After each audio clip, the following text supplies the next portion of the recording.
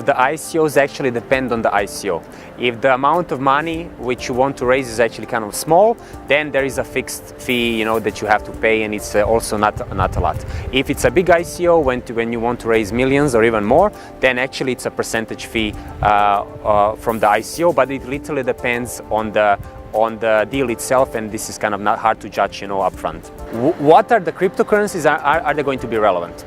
Okay, so I think this is kind of, and what's the price, where I do not want to judge where the price will go, but if you think about it, I will again go back to the analogy with the internet. So if you think about it, the internet is a global publishing platform when you have websites.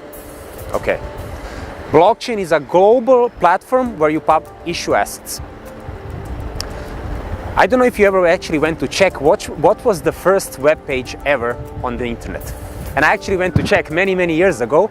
What was the first web page? And it was actually from CERN, you know, close to Geneva, where, you know, if you look at the web page, it looked very funny because it was just a description of what the web page is.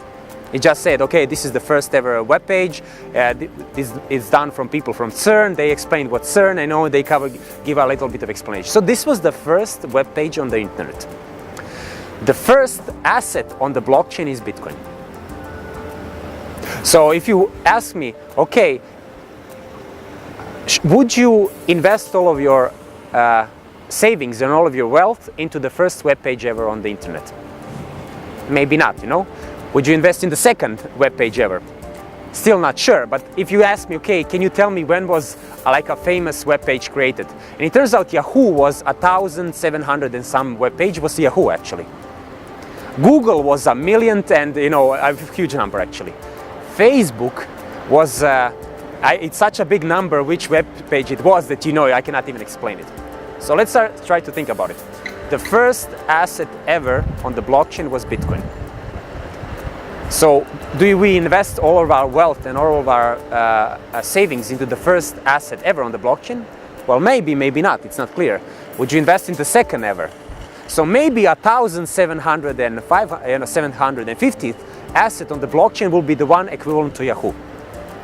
Maybe 1,200,000 asset issued on the blockchain will be equivalent to Google.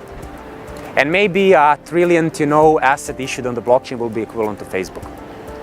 So if you ask me, now I'm trying to give an analogy how I actually view issuance on all of these assets. Now, literally what the Bitcoin is because blockchain is a global platform where you put assets, so Bitcoin is just the first asset that you put there. And there's literally kind of not a lot more to explain in plain language what Bitcoin is. It's a cryptocurrency because the reason why it's called cryptocurrency is because there are some cryptographic protocols in the background that are used when assets are exchanged among participants. That's pretty much it. So now I definitely think that cryptocurrencies will have their place in the future. What kind of role they will have, it's completely unclear. But what am I absolutely sure is that the assets will win in the end. Because what people actually want to invest into in the end is into a productive idea, into productive assets that brings returns to everybody and brings value to the society. So where will Bitcoin go? Where will Bitcoin go? Where it will go up and it will go down a lot. Where will it end up? You know, probably somewhere in the middle. And this is kind of my opinion about the Bitcoin.